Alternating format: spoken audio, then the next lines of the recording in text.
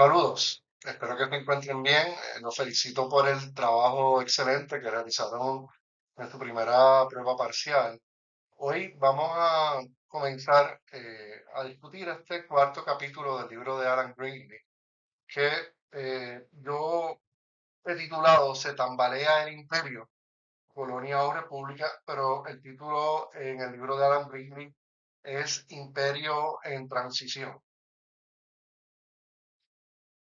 En este momento, en el desarrollo de la historia de las provincias, de las 13 colonias eh, de Inglaterra en Norteamérica, comenzamos a notar una serie de tensiones, resentimientos y observamos la aparición de una conducta rebelde. En el 1750, pocos estadounidenses se oponían a ser parte del régimen del Imperio Británico. El sistema imperial británico proporcionaba algunos beneficios ante los ojos de los colonos. Por ejemplo, oportunidades para comerciar con el imperio, protección militar de eh, otras organizaciones imperiales, como lo sería la española o la francesa, y a nivel interno cierta estabilidad política. Ya para el 1763, el gobierno británico se embarcó en una serie de nuevas políticas hacia sus colonias. Esto porque estaba buscando recaudar más fondos para poder gobernar y defenderse. Además, por determinados debates ideológicos sobre cuál debería ser el desarrollo económico de Reino Unido de Gran Bretaña. Así que esta política dictada desde Londres comienzan a reflejar esos intereses internacionales que los rodean y las nuevas circunstancias políticas dentro de la corona británica. A mediados del 1770, la relación entre las colonias americanas y sus gobernantes británicos se había vuelto bien tensa y se caracterizaba por la sospecha de parte de los británicos, el resentimiento de parte de los colonos. Así que los lazos entre imperio y colonia estaban a punto de romperse. En la primavera de 1775 se dispararon los primeros tiros, podemos decir, en una guerra que finalmente ganaría la independencia de los Estados Unidos. Dicen que la distancia es el olvido, es uno de los versos de una canción famosa en el siglo pasado puertorriqueño. ¿Qué observamos aquí? Los funcionarios londinenses apenas visitaban, si alguna vez, las colonias en Norteamérica. Y la información que estos recopilaban sobre los asuntos de gobierno, político-militares y económicos provenía de parte de agentes o representantes que estos enviaban a Inglaterra. Es decir, las colonias norteamericanas escogían unas especies de cabilderos, de representantes que iban a la corte británica y allí rendían unos informes y trataban de cabildear de acuerdo a sus propios intereses norteamericanos. La verdad es que estos agentes no lograron resolver los reclamos que venían de la población colonial y tampoco lograron que este Congreso de la corona británica favoreciera algunas de las propuestas comerciales y administrativas que estos proponían, ¿verdad?, a través de los representantes.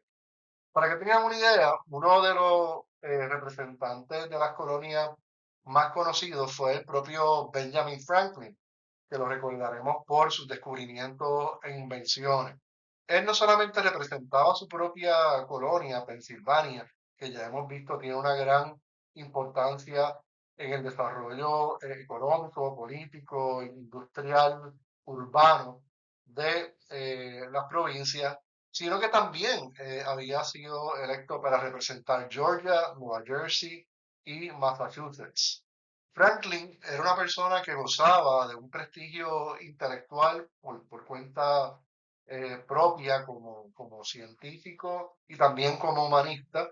También gozaba de mucho prestigio político y confianza entre los colonos y obviamente había tenido muy bien logrado un éxito económico gracias a sus diferentes empresas, empresas de la agricultura, empresas del comercio y estos atisbos e invenciones tecnológicas con las que él experimentaba.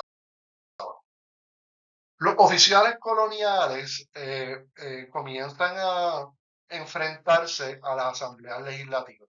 Y ahora cuando me refiero a oficiales coloniales, no estoy hablando de estos representantes de las colonias que se presentaban en las cortes británicas para hacer propuestas o para llevar sus protestas, sino aquellos que eran nombrados, oficiales que eran nombrados por la corona española como oficiales de aduana, como gobernadores, como cobradores de impuestos, incluso los propios oficiales de la Armada Naval, muchos de ellos no tenían méritos para poder ejecutar estos nombramientos realizados por la corona cuando eran enviados a las Américas, sino que la mayoría había sido nombrado por favoritismo político, podemos entender eso, ¿cierto? ¿Verdad? Otros compraban esas designaciones con el fin de llegar a las Américas y poder lucrarse a través de empresas y negocios privados o por medio, ¿verdad?, de actos de corrupción, manipulando el cobro de impuestos, las aduanas y decisiones administrativas que estos podían manipular. Hubo algunos oficiales, algunos de la corona, que comprendían la situación desigual de los colonos en Norteamérica y compartían sus quejas, sus protestas, inconformidad con el imperio inglés. Sobre todo lo que hacían estos, vamos a llamarlos oficiales coloniales comprensivos o solidarios, era que obviaban algunas de las imposiciones tributarias o administrativas que eran onerosas para los colonos y así buscaban, ¿verdad?, cierta armonía. Pero más bien dependían de su personalidad, ¿verdad?, y de sus propias experiencias en las colonias, más que de que eso fuera una política pública de la corona británica. En 1750 las asambleas estadounidenses habían reclamado el derecho de recaudar impuestos locales, es decir, estas asambleas que se organizaban por estado, por municipios, comenzaron a establecer unos impuestos locales que ellos pretendían utilizar para hacer obras públicas, para hacer asignaciones presupuestarias, para aprobar nombramientos públicos y leyes que fueran de beneficio para sus propias colonias. Pero esta legislación que se aprobaba en estas asambleas locales en Norteamérica por los colonos podían ser vetadas, ¿verdad?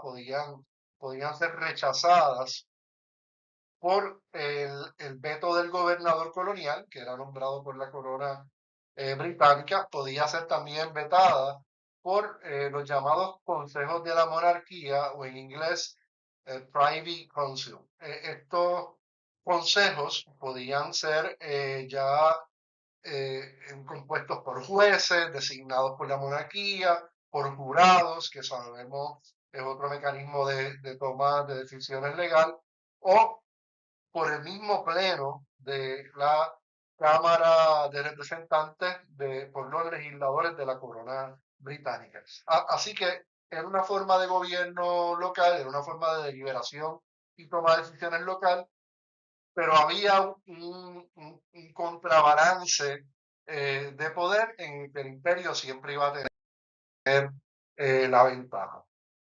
Se da en estos desarrollos políticos y económicos una lucha literalmente por el continente norteamericano, en el que se van a enfrentar grandes potencias como Francia y todavía una España monárquica, una corona española que continuaba explotando a sus siervos indígenas, a sus esclavos traficados del África, eh, una gran cantidad de minerales preciosos que llegaban a las arcas de la corona española. Y como ustedes podrán recordar, buena parte de lo que hoy nosotros conocemos como América del Norte, incluyendo México, Florida, eh, lo que era la Luisiana, California, Texas, todos estos territorios que conocemos hoy en día eran parte del predominio español, mientras que los franceses habían logrado, si recuerdan, establecerse al noreste en lo que hemos llamado, todavía se conoce como la provincia de Quebec, una provincia que hoy en día pertenece a Canadá, pero que es francoparlante, con una cultura afrancesada todavía predominante. eh, en cierta medida querían bloquear la expansión de las colonias norteamericanas hacia el oeste. Así que es un momento bastante difícil para la corona británica y las políticas que querían plantear y sostener en sus colonias. ¿Qué podemos decir de este periodo del 1750 al 1760? Es que esa gran guerra que se desató en América del Norte entre esas tres potencias que ya he planteado, la corona española, la francesa y la norteamericana, cambió por completo el balance de poder en el continente y tuvo consecuencias que duraron más de esa década a la que nos estamos refiriendo. La guerra en Estados Unidos, que fue parte de una lucha titánica entre Inglaterra y Francia por el dominio en el comercio mundial y por su poder naval, va a ser conocida como la Guerra de los 7 Años. Y esta reorganiza el poder a nivel global y consolidó el papel de Inglaterra, una vez se logra ese predominio, como la nación que tenía más peso a la hora de establecer relaciones comerciales e imperiales a nivel mundial. Por otra parte, también logró consolidar la corona inglesa las regiones que ya había colonizado en Norteamérica. Como respuesta a los desagravios, la inconformidad de los colonos en Norteamérica, se va a argumentar y se va a aprobar por parte de los representantes de cada una de estas colonias lo que conocemos como el Plan Álvaro. Y podemos preguntarnos si este plan era una propuesta de unidad entre las colonias para, digamos, eh, luchar por su independencia, o era más bien un plan de unirse para tener más fuerza y negociar con la corona británica, si era un plan de unirse para enfrentar las amenazas de los nativoamericanos y de piratas, corsarios, especuladores que también estaban intentando obtener la riqueza que se estaban descubriendo en Norteamérica. Una conferencia de líderes coloniales que tuvo delegados de Pensilvania, Maryland, Nueva York y Nueva Inglaterra, se reunió en Albany para negociar un tratado con los iroqueses. Los iroqueses formaban una franja, una especie de muro de contención entre las 13 colonias y ese futuro oeste tan ansiado, ¿verdad? Que apenas se conocía en este momento. Podemos decir que en el 1754 los norteamericanos se enfrentaron a una amenaza en común a los franceses y a los aliados indios de Francia que venían acumulando una serie de conflictos y deseos de venganza desde el 1650 al 80. Y seré breve. Esta guerra se caracterizó principalmente por la cacería y comercialización de los castores, sí, de esos animalitos muy bonitos eh, que son de las zonas templadas, cuyas pieles eran muy valiosas y también sus aceites y generaban dinero constante y sonantes. Así que tanto comunidades indígenas como comerciantes franceses y colonos norteamericanos combatían por el mercado, por la captura y el mercado de estos productos. Los delegados propusieron la formación de una federación colonial para defenderse de los indígenas.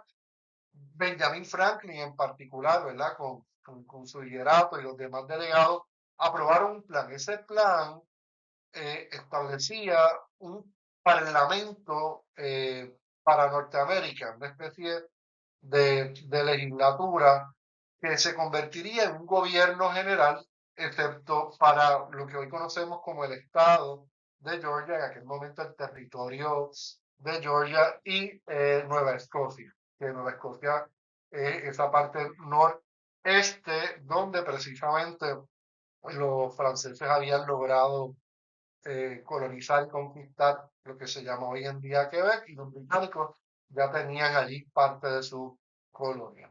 Eh, Cada colonia iba a conservar la constitución con la que se había fundado y estaba funcionando, pero se le concedería al nuevo gobierno general poderes como autoridad para gobernar todas las relaciones con las naciones indígenas que lo rodeaban.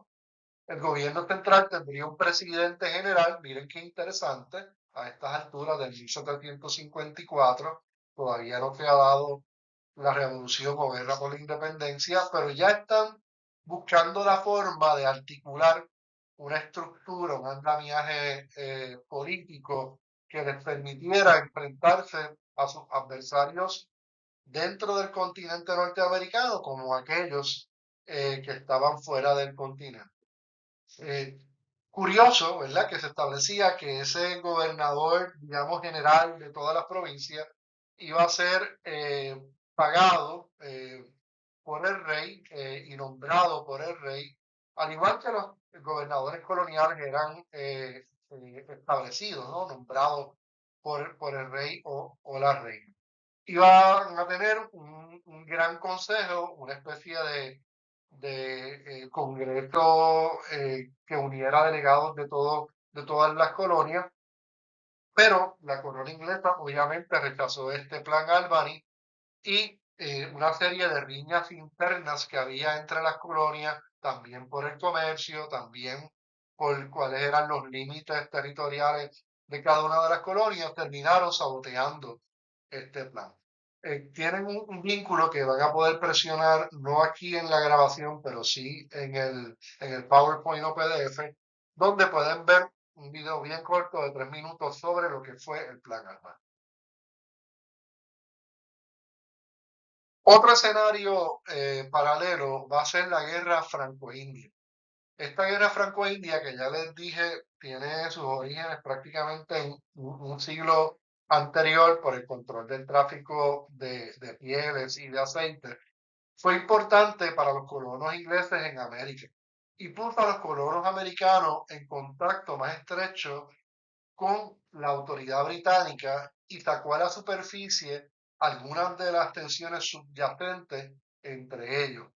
La misma amenaza nos pone cerca del poder colonial, pero a la misma vez, en paralelo, comenzamos a chocar porque no tenemos las mismas prioridades en torno a cómo queremos desarrollar económica y políticamente las colonias. Los franceses y los ingleses habían coexistido pacíficamente en América del Norte durante casi un siglo. En la década de 1750, las tensiones religiosas y comerciales comenzaron a producir nuevos conflictos. Recuerden que aquí tenemos el conflicto aún dentro del cristianismo entre diferentes agrupaciones religiosas protestantes entre diferentes practicantes del cristianismo católico en Francia o en la corona española y sus colonias. Así que regresamos a un momento, ¿verdad? Donde los conflictos se encuentran en la superficie, son evidentes.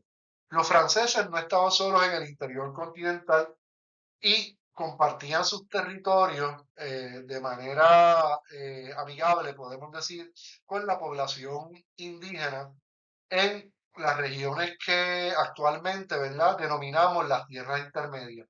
Si usted va a la página 60, 61, 62 de su libro, usted va a ver a lo que me estoy refiriendo con The Middle Grounds.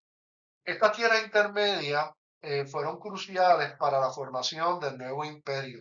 Nos expandimos, no nos expandimos ahí, ¿cómo nos expandimos? A través de acuerdos comerciales, a través de una ocupación militar. Definitivamente asuntos que provocaban gran incertidumbre en tanto los pobladores de las colonias como para los intereses mercantiles e imperiales de los británicos.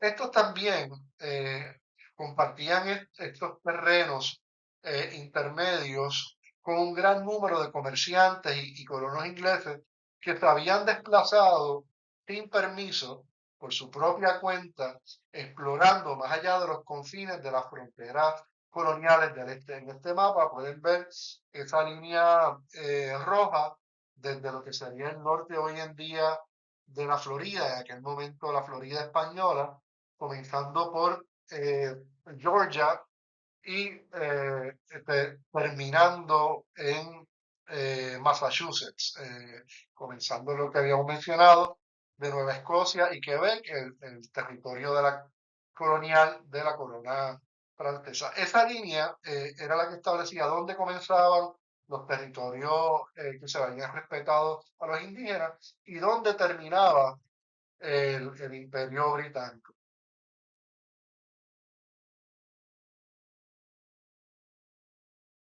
Hay un debate bien interesante, un debate político y económico en Londres entre unos políticos y comerciantes que desean mantener una línea imperialista comercial versus otros que aprecian más lo que podemos llamar el imperialismo territorial. ¿Qué yo deseo dominar? Yo deseo dominar el comercio, los negocios, el intercambio y producción de productos, o yo deseo físicamente y militarmente dominar esos territorios y después ponerlos a producir económicamente para mí. El conflicto y desafío de las regulaciones comerciales imperiales británicas continuó durante los últimos años de la guerra de 1763. Comenzaron a tener lugar una serie de problemas administrativos que se hicieron más difíciles después de esta fecha debido a un cambio básico en el diseño imperial de Gran Bretaña. Los ingleses habían visto su imperio colonial principalmente en términos de la extracción de materias primas preciosas, de algunos productos elaborados, pero se oponían a expandirse más allá de esta línea roja que habíamos destacado y que también pueden ver en esta imagen en el mapa, para adquirir nuevos territorios. La mayoría de los colonos entendía que para ellos progresar económicamente debían extenderse a zonas ocupadas por eh, los indígenas. Ya para mediados del siglo XVIII, un número creciente de líderes ingleses, entre ellos William Pitt y Benjamin Franklin, comenzaron a argumentar que la tierra en sí misma tenía un valor intrínseco que se podía capitalizar, que podía generar riqueza.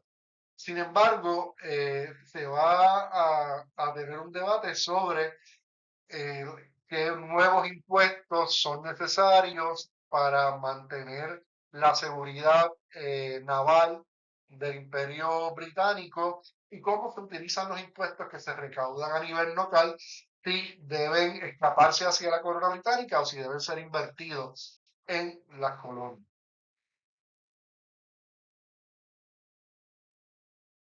Un evento que va a marcar el desarrollo de este periodo que podemos decir es pre-revolucionario, es la proclama del 1763.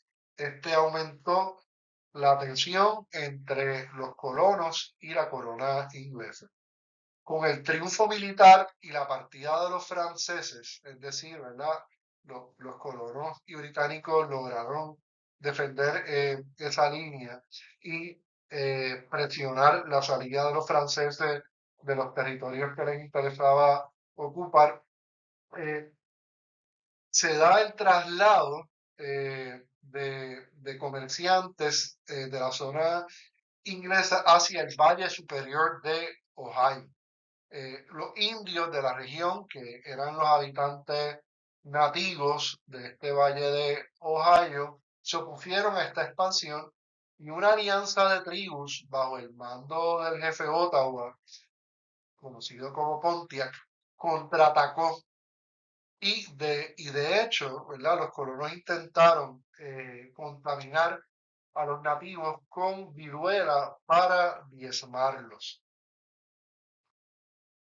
Para evitar una escalada de la guerra que pudiera amenazar el comercio occidental, es decir, el comercio que dominaba el gobierno británico en las colonias, el Parlamento imperial emitió la proclamación del 1773 que prohibía a los colonos avanzar más allá de esa línea trazada a lo largo de los montes Apalaches. Y decimos montes, pero no piensen en nuestros montes puertorriqueños, piensen más bien quizás en una cordillera como la de los Andes, ¿no? Estamos hablando de una cordillera monumental. Y los británicos pensaban que otra guerra sería onerosa para ellos y en efecto iba a ser onerosa, iban a tener pérdidas y además iban a tener que recaudar más impuestos en las colonias, aumentando la inconformidad y las protestas de los colonos. Al final, sin embargo, la proclama del 1773 no cumplió ni siquiera con las modestas expectativas de los nativos americanos, pero sí estableció una línea en las montañas Apalaches, aunque las escaramuzas entre bandas de exploradores e indios nativos continuaron teniendo lugar años, décadas después. ¿Cuál va a ser la respuesta del Imperio Británico a este ambiente de insurgencia, de rebelión que ya ellos perciben de las asambleas legislativas coloniales, del liderato político y económico de las colonias? Va a ser conocido como el Mutiny Act de 1765 o la ley del motín de 1765. Las tropas regulares británicas fueron emplazadas permanentemente en las colonias, es decir, que aumentaban la presencia militar permanente en las 13 colonias como una medida de presionar, amenazar a la población de los colonos norteamericanos para que no se rebelaran. Requería además esta ley del motín, el Mutiny Act, que los colonos hospedaran, es decir, le dieran techo, aprovisionaran, quiere decir que los vistieran, los alimentaran y también les pagaran los salarios al ejército británico. Así que te podrán imaginar el gran resentimiento que tuvieron los colonos norteamericanos, que sabían que ese ejército no estaba ahí para protegerlo de una invasión francesa o española, sino era más bien para vigilarlos y poder continuar la explotación colonial en las colonias.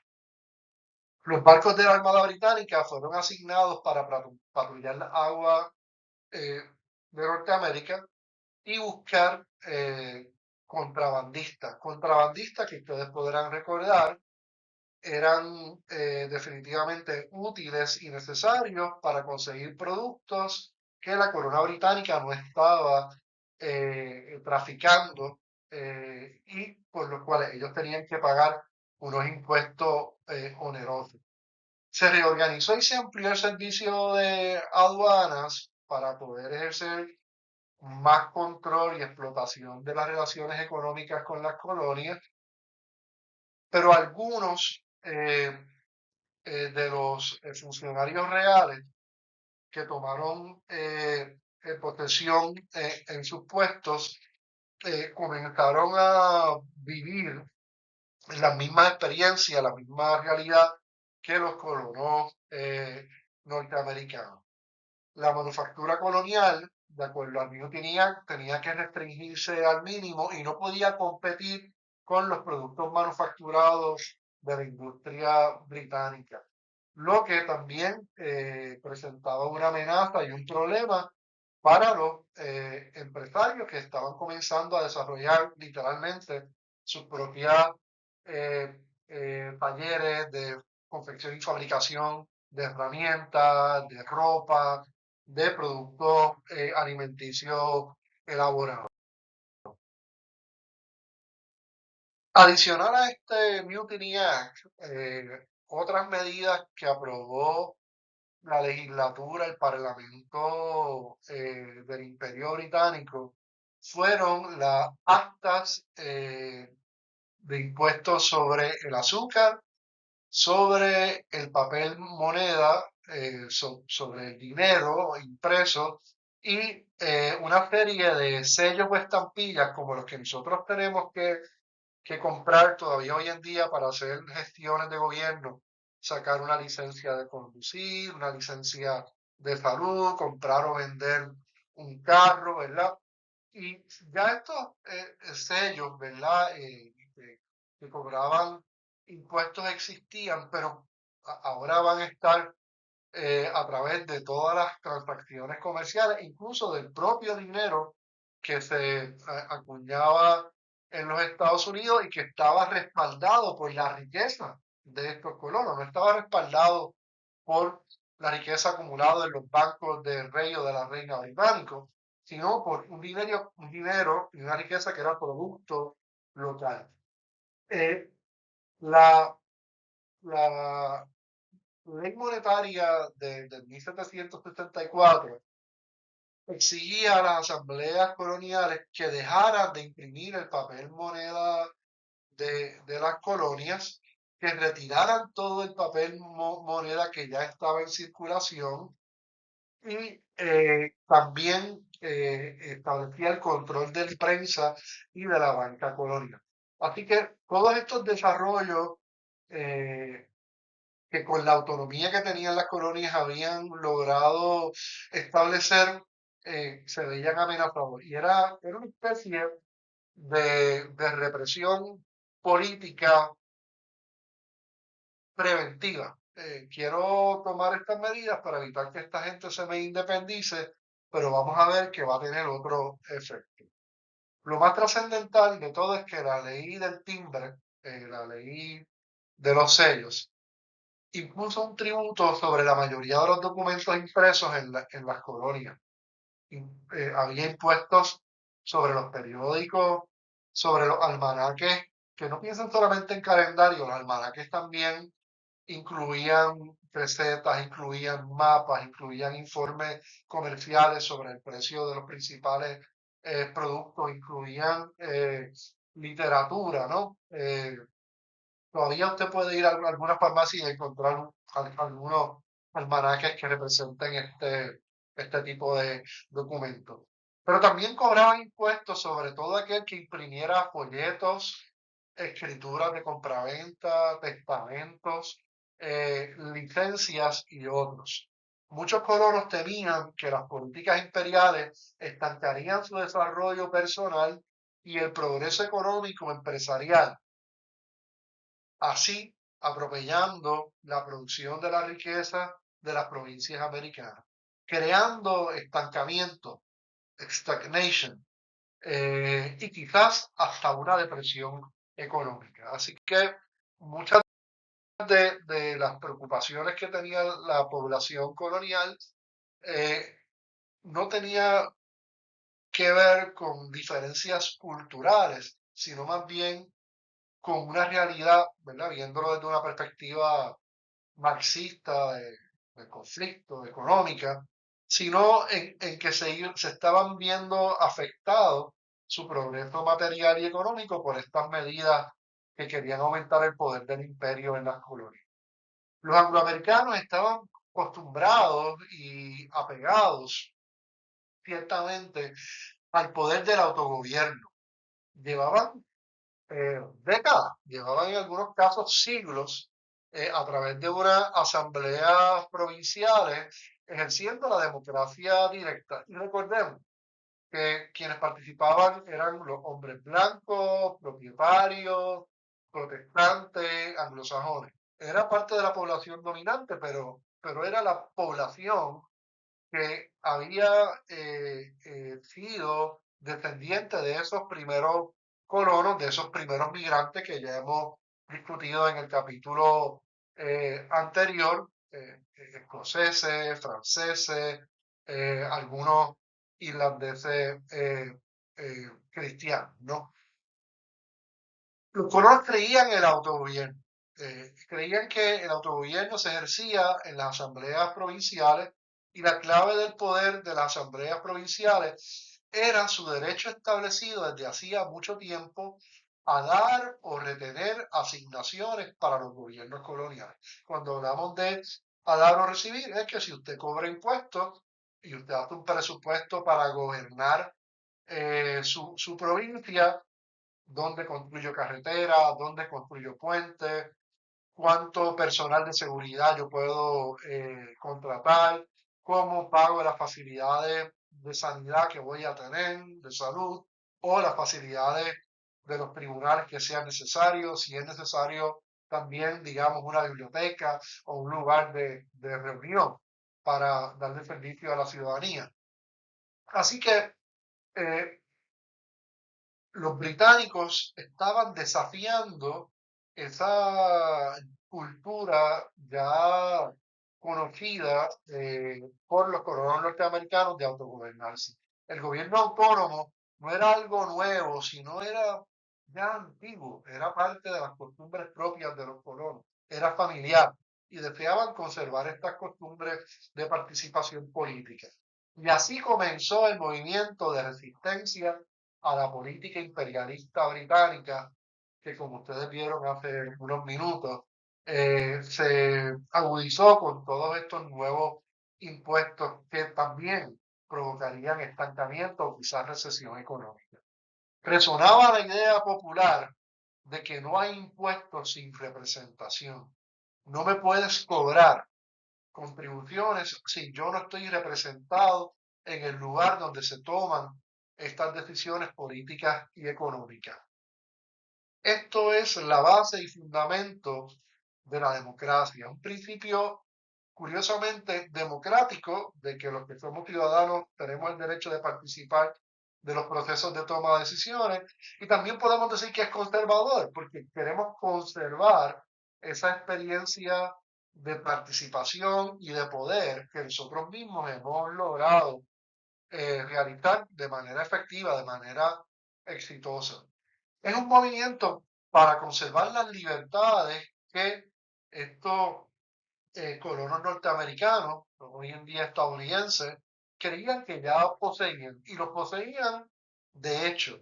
Y algo que todos debemos aprender es que primero las relaciones sociales, humanas, económicas y políticas se dan a través de los hechos, de unos patrones de conducta, como tomar decisiones en una asamblea una vez al año, escoger quién va a ser el alcalde, quién va a ser el sheriff, quién va a ser el juez, cómo utilizo el dinero que se recauda localmente. Y después es que se convierte en una ley, después es que se convierte en derecho o en una institución.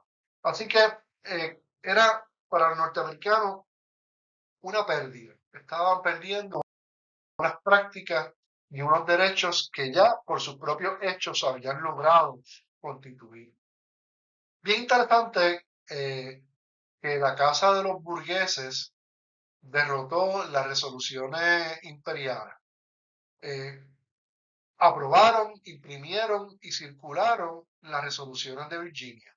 La Casa de la Burguesía, la Casa de la Burguesía colonial norteamericana en Virginia se rebeló Y esta rebelión contra la corona inglesa, rechazando los impuestos, rechazando el control y subordinación excesiva de sus negocios y políticas públicas, va a provocar que se extienda esa protesta a través de todas las colonias. Presentaron los burgueses de esta legislatura, no debe extrañar que en su mayoría eran los propietarios, intelectuales, gente educada, una serie de reclamos, una serie de agravios, ¿verdad? Presentaron una serie de resoluciones declarando que los americanos poseían los mismos derechos que los ingleses, somos iguales, especialmente el derecho a ser grabados solo por sus propios representantes. Solamente me pueden imponer contribuciones aquellos que yo elijo para que me gobiernen. Que los virginianos no debían pagar impuestos excepto los votados por su propia asamblea. Los burgueses hicieron sonar, hicieron que se escuchara, ¿verdad? Lo que un colono llamó la trompeta de la sedición. Y definitivamente la trompeta en las formaciones militares siempre han tenido esa función de dar órdenes, de alertar a la tropa de peligros o de la acción que se tienen que tomar. Así que este llamado, ¿verdad? Va a comenzar a resonar en las demás asambleas provinciales de las colonias. Van a surgir una serie de agrupaciones orgánicas, voluntarias, que van a ser llamados los hijos de la libertad.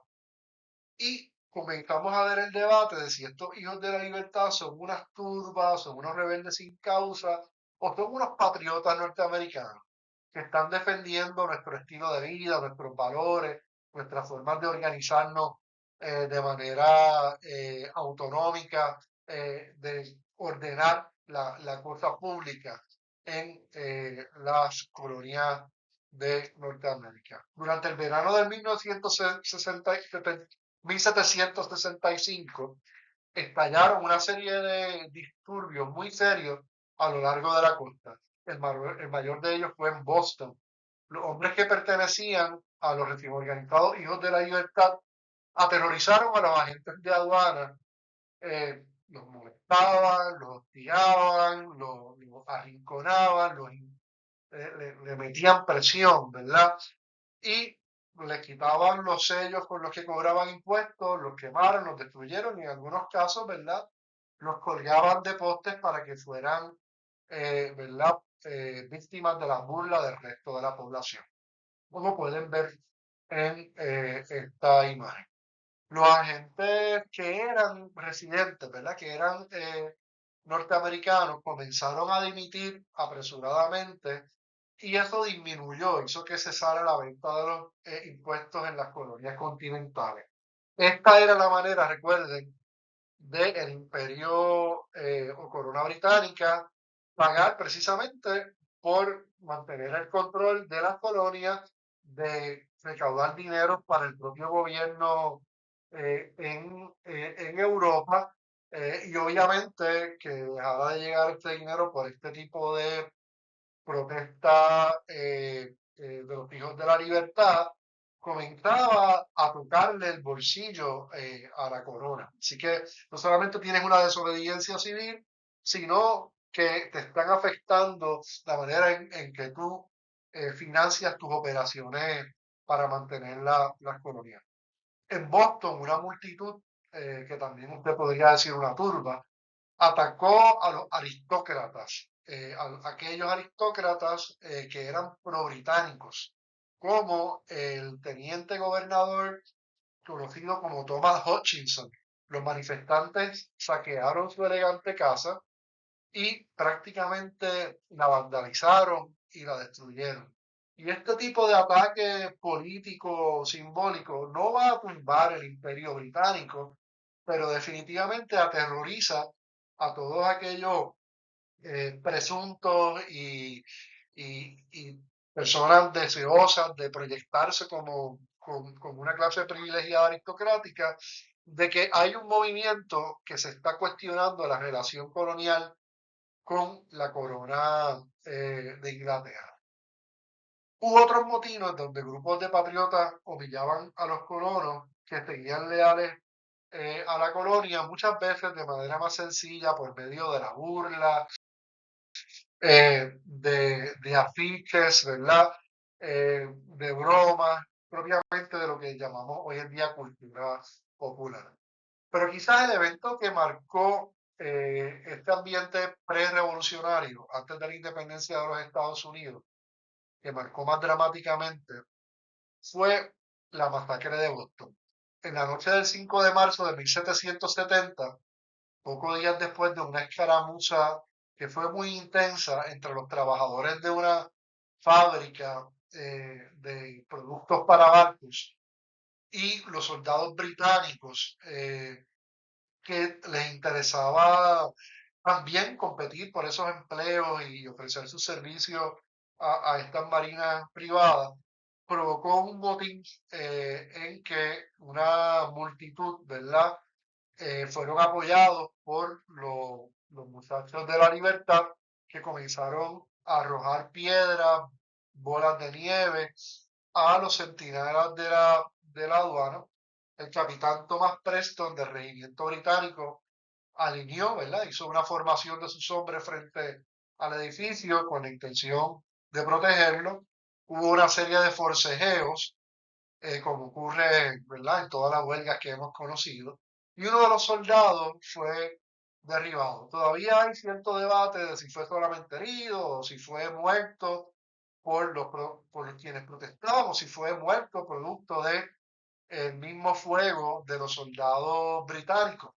Ah, algo de eso también llegó a pasar aquí en Puerto Rico. Eh, Aparentemente, los soldados que disparaban contra la multitud, una multitud donde también habían espectadores, averiguados, ¿verdad? Mataron 5 personas.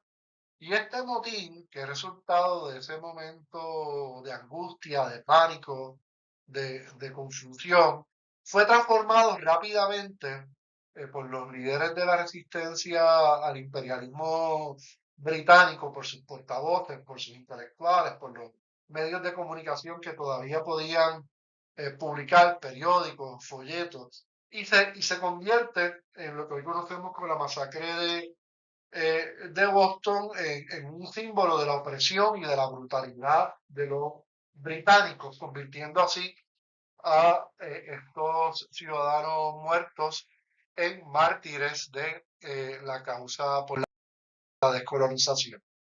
Samuel Adams va a ser una de las voces más radicales contra la opresión británica.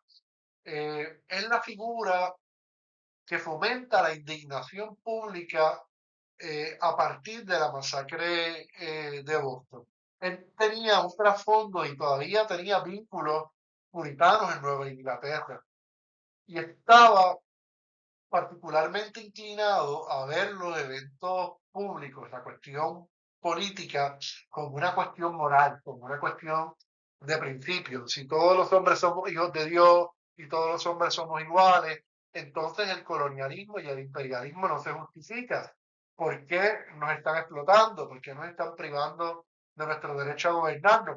¿Por qué nos cobran impuestos que utilizan precisamente para reprimirnos? Por ahí era donde iba Samuel Adams. Adams fue el vocero de la indignación por la opresión británica, y argumentaba que Londres se había convertido en un estanque, una charca, ¿verdad?, de pecado y de corrupción, mientras que en América estos nuevos hombres y mujeres americanos habían demostrado que sobrevivía la virtud pública, la ética, la honestidad, el emprendimiento, el progreso. En Boston, para 1772, Adams propuso la creación de un comité de correspondencia. Muy interesante, como si fuera un pen pal, ¿verdad? Que una cosa amistosa. Pero este comité de correspondencia lo que pretendía era dar a conocer los agravios, las quejas las protestas contra Inglaterra en todas las colonias. Otras colonias siguieron el ejemplo de los comités de correspondencia que se comunicaban al interior de las provincias y también entre las provincias. Y surge una red de organizaciones políticas que mantuvieron vivo ese espíritu de la disidencia durante toda la década de 1770.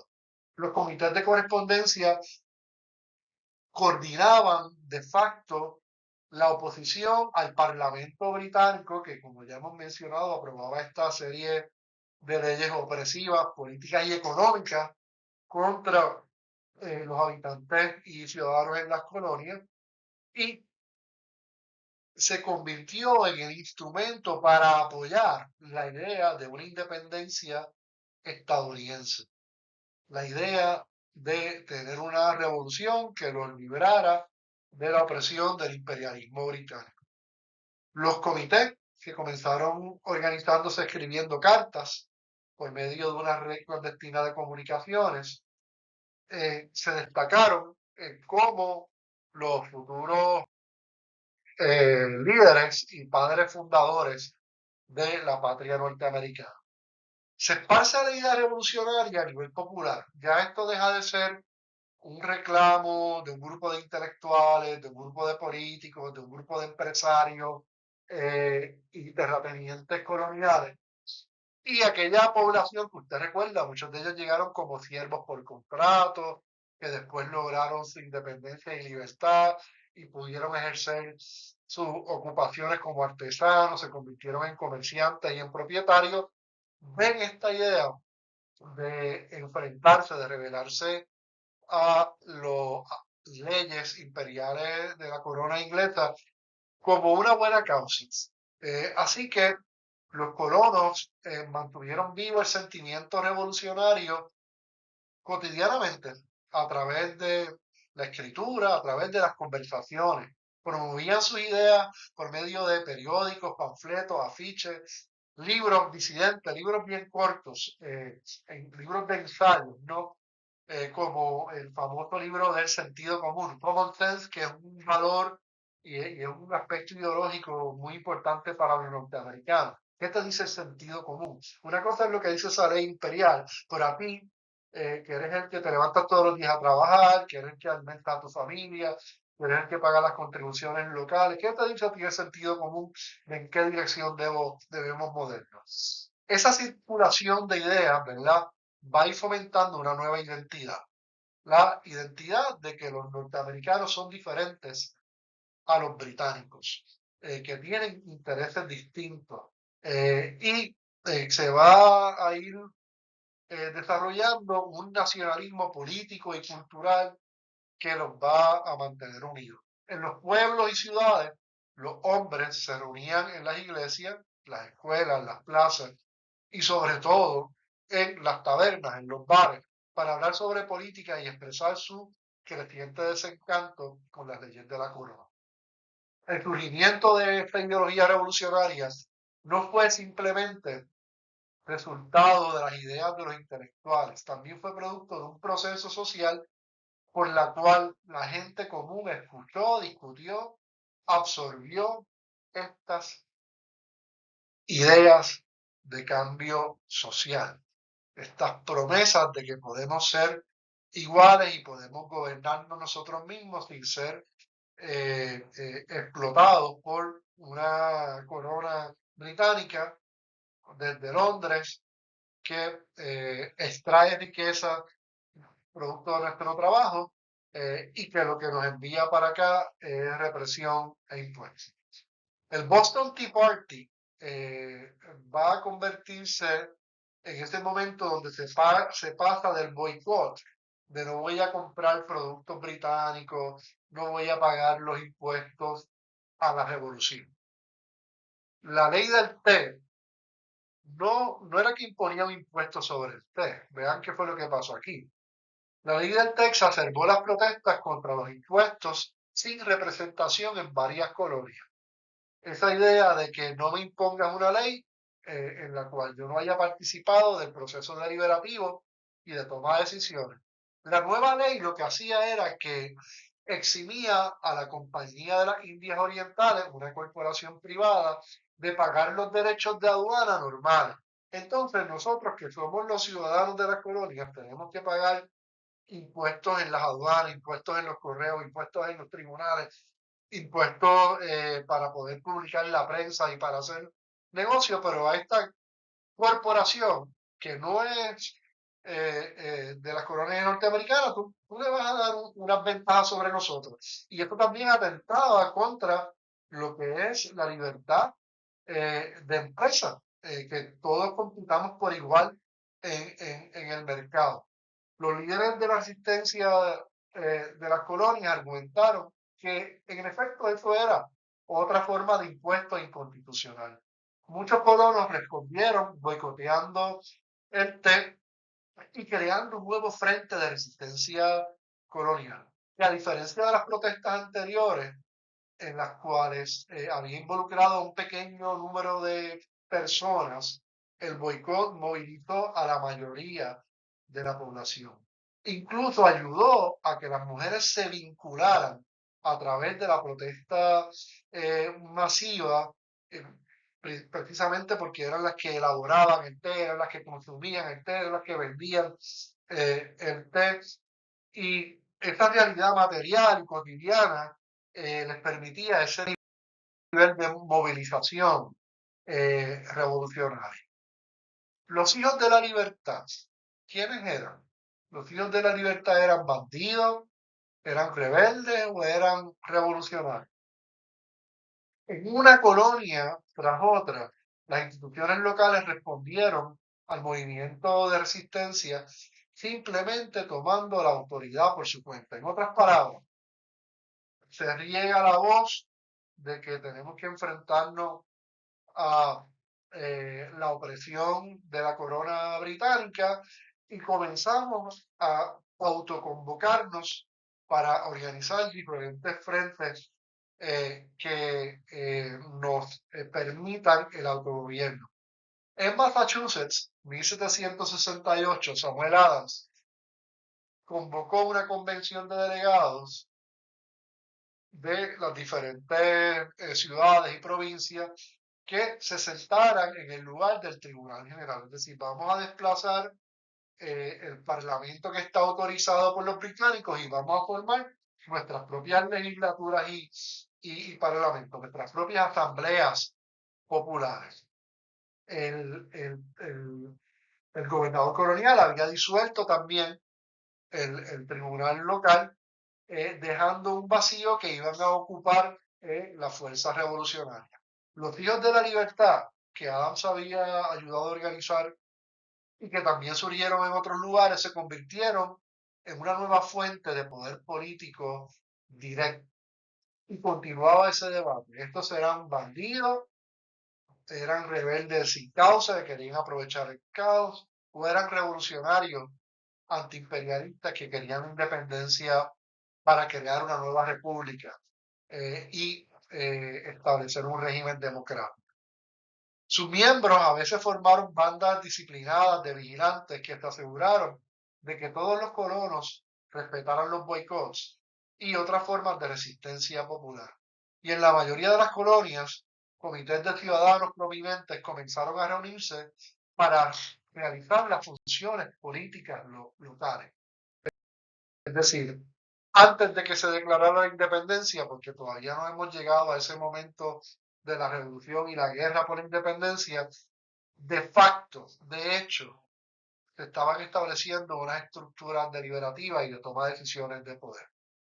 El primer Congreso Intercontinental de 1774 es un buen ejemplo de ello.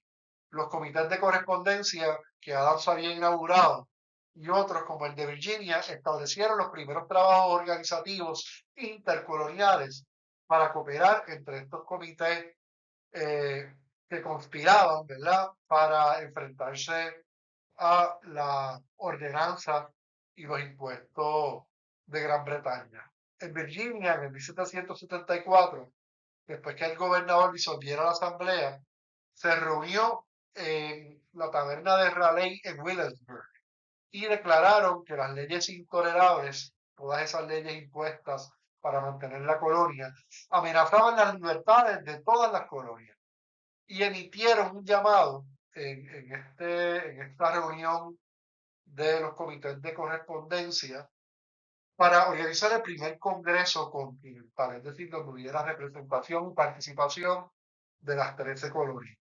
Elegidos de diversas maneras por las asambleas y reuniones populares, los delegados de las 13 colonias, excepto Georgia, estuvieron presentes cuando en septiembre de 1774 se reunió el primer Congreso Continental convocado en el Camperton Hall de Filadelfia. Y voy terminando en este último minuto con los 5 acuerdos de ese primer Congreso Continental que fue producto de este ambiente pre-revolucionario de protesta, de rebelión y de comenzar a construir unas formas de organización autóctonas y democráticas. Primero rechazaron un plan para una unión colonial bajo la autoridad británica como era el Plan Albany. El Plan Albany montaba una estructura de deliberación y de toma de decisiones de las 13 colonias, pero estaba dirigido y supeditado a la soberanía de Gran Bretaña. Este no era el caso de la reorganización de las colonias a través de un proceso deliberativo y de toma de decisiones democrático. Segundo, respaldaron una declaración de agravios cuyo lenguaje reflejaba los conflictos entre los delegados moderados y extremistas, pero que incluía claramente una demanda extrema de la derogación de toda la legislación opresiva, todas las leyes intolerables que ellos llamaban, aprobadas desde 1763. Tercero, aprobaron resoluciones recomendando que los colonos hicieran preparativos militares para la defensa provincial, es decir, nos estamos preparando para la guerra. Sabemos que ustedes van a interpretar esto como una declaración de independencia. Así que comenzaron en el cuarto punto acordar la no incorporación, la no exportación, el no consumir, no importar por ningún medio productos de Gran Bretaña y formaron una asociación continental para cumplir con estos acuerdos. Finalmente, quinto y último acuerdo, terminada la sesión, acordado reunirse de nuevo en la primavera siguiente, lo que indicaba que este Congreso iba a considerar. Así que vamos a ver pronto cuáles fueron los resultados de ese segundo Congreso Continental. Vean la imagen con la que acompaño en el PowerPoint o PDF esta presentación. Léanla y les voy a preguntar en el foro qué ustedes piensan de ella. Muchas gracias. Cualquier duda o pregunta, por favor, se comunican conmigo a través del correo electrónico.